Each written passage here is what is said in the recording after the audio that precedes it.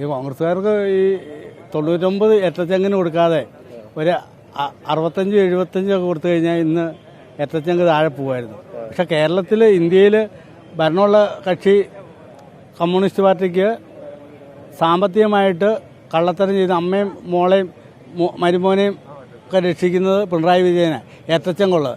അത് തൻ്റെയോടായിട്ട് പറഞ്ഞ പഴയ കോൺഗ്രസ്സുകാരൻ അൻവർ തന്നെയുള്ളൂ. അപ്പോൾ അൻവർ ഒരു ചെറിയൊരു തെറ്റ് ചെയ്തു.